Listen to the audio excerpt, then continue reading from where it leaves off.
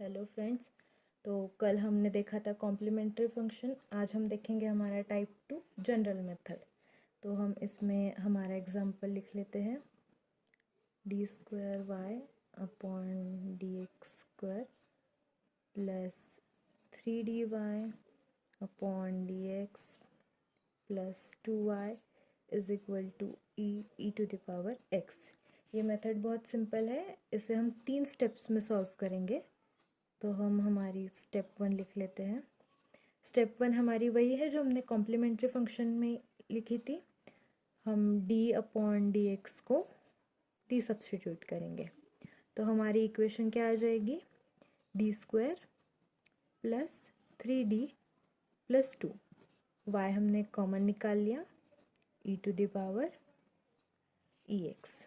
अब इसमें D square D constant जैसे हमने कल लिया था, तो यहाँ d का कांस्टेंट है 1, d का कांस्टेंट है 3 और यहाँ 2। अब इस इक्वेशन की देखिए डिग्री क्या है, डिग्री यहाँ है 2। तो हम ले लेंगे कैल्सी, फिर से shift mode 3 is equal to हमने रीसेट कर लिया। अब हम मोड 3 बार दबाएंगे। इक्वेशन 1, डिग्री हमारी 2 है इसलिए हम डिग्री 2 ले लेंगे। हम a की वैल्यू 1, b की वैल्यू 3 और k की वैल्यू हमने 2 डाल दी। तो हमें रूट्स क्या मिल गए? x1 इज इक्वल टू -1 और x2 इज इक्वल टू आ गया हमारा -2। अब ये आ गए हमारे रूट्स जो कि हो गए d1 is equals to -1, d2 is equals to -2। ठीक है। अब हम देखेंगे कि हमारे ये रूट्स क्या है। अब हमारे ये रूट्स है नॉन रिपीटेड और ये है रियल, तो this roots are real and non repeated. तो कल हमने जो देखा था कॉम्प्लीमेंट्री फंक्शंस में, जब रूट्स रियल और नॉन रिपीटेड होते हैं तो हमारा कॉम्प्लीमेंट्री फंक्शन का इक्वेशन क्या होता है? स्टैंडर्ड इक्वेशन हमारा होता है c1 e to the power d1x plus c2 e to the power d2x, ऐसे कंटिन्यू होते जाता है। तो हमारा yc क्या है? c1 e to the power -1x plus c2 e to the power -2x। यह आ गई हमारी yc की वैल्यू। अब हम देखेंगे हमारा स्टेप 2। ठीक है। स्टेप 2 में हम क्या निकालेंगे? yp की वैल्यू। yp की वैल्यू हम कैसे निकालेंगे? yp यानी हमारा होता है f of x upon d minus m। अब इस इक्वेशन में देखिए e to the power x ये हमारा है fx और ये है हमारी जो पूरी वैल्यू है जो हमने यहाँ निकाली है, ये है हमारा d माइनस m और ये है हमारी वैल्यू f ऑफ x। तो अब हम इसे लिख लेते हैं। f ऑफ x क्या है हमारा? e to the power x और d माइनस m क्या है हमारा? d square plus 3d plus 2। अब हम इस इक्वेशन को कैसे सॉल्व करेंगे? हम ऊपर वाला फंक्शन वैसे ही लिखेंगे और नीचे हम क्या करेंगे? हमने इसके रूट्स निकाले थे ये इक्वेशन के, यहाँ रूट्स क्या आए हमारे? -1 -2। तो हम रूट्स कैसे लिखेंगे? d, यहाँ -1 है इक्वेशन में तो हम यहाँ +1 लिखेंगे। यहाँ -2 है इसलिए हम यहाँ +2 लिखेंगे। अगर यहाँ +1 होता तो हम यहाँ -1 लिखते, लेकिन क्योंकि यहाँ -1 दिया है यहाँ हम +1 लिखेंगे, यानी हमें साइंस अपोजिट लिखनी है। ठीक है। अब हम क्या करेंगे? ये इक्वेशन में जो नंबर बड़ा होता है, अब इन दोनों में बड़ा कौन सा है? d+2 ये बड़ा है, तो हम d+2 को बाहर निकालेंगे और हमारे इक्वेशन में बॉक्स में हम लिखेंगे हमारा पूरा इक्वेशन d+1 जो कि छोटा है। याद रखें हमेशा छोटा नंबर अंदर ले। तो अब हम लिखेंगे 1/d+2 बड़े नंबर को बाहर, और बॉक्स में हमने जो ये इक्वेशन लिया है अब हमें इसे इंटीग्रेट करना है, तो इंटीग्रेट करने के लिए हम क्या लेंगे, क्योंकि यहाँ d+1 लिखा हुआ है तो हम लेंगे e⁻⁻1। यहाँ जो साइन है उसका अपोजिट साइड हम लिखेंगे -1x, और इंटीग्रेशन में हम इसका अपोजिट साइड जो कि है e⁻+1x, और हम वैसे का वैसा एज इट इज़ फंक्शन लिख देंगे, क्योंकि हम इंटीग्रेट कर रहे हैं तो हम dx लिखेंगे। अब ये आ गया हमारा पूरा वैल्यू।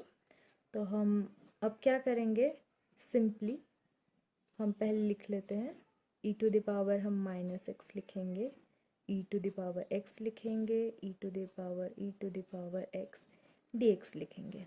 अब जब भी ऐसा कुछ आ जाए तो हम क्या करेंगे, e⁻x को t सब्स्टिट्यूट करेंगे। जब हम इसको डिफ्रेंशिएट करेंगे तो हमारी वैल्यू क्या आ जाएगी, dt। e⁻x को जब हम डिफ्रेंशिएट करते हैं तो e⁻dx आ जाता है और t को आ जाता है dt। तो अब हम क्या करेंगे, हमारे इस वाले इक्वेशन में हम t की वैल्यू e⁻x की वैल्यू t पुट कर देंगे और e⁻x dx equals to dt substitute कर देंगे। तो अब हम देखते हैं 1/d+2। अब इस इक्वेशन में एज इट इज़ लिखेंगे, और देखिए अभी यहाँ हमने क्या कर दिया है, इंटीग्रेशन का साइन हम वैसा का वैसा रखेंगे।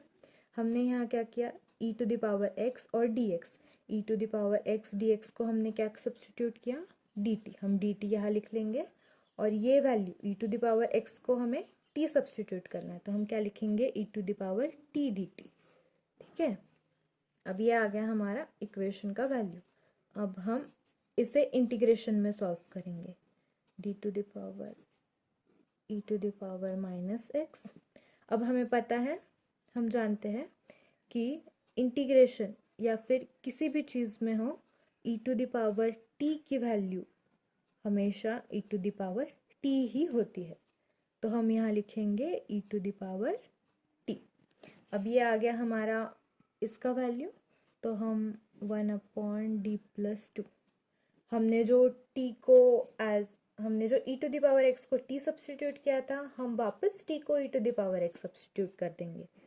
तो अब हम क्या करेंगे, e⁻−x आ गया, और e⁻ को हम क्या करेंगे, e⁻x सब्स्टिट्यूट कर देंगे, t की value t substituted as e⁻x। अब ये आ गया हमारा एक वैल्यू। अब हम क्या करेंगे, 1/d+2 को अंदर लेके जाएंगे बॉक्स के अंदर।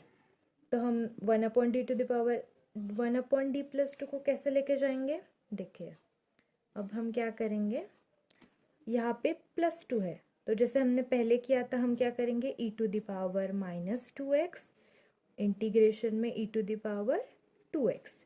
यहाँ हमने -2 लिया, यहाँ हमने प्लस लिया जैसे कि हमने पहले लिया था, और फिर हम क्या लिखेंगे, ये इक्वेशन लिख देंगे हमारा e⁻−x e⁻x।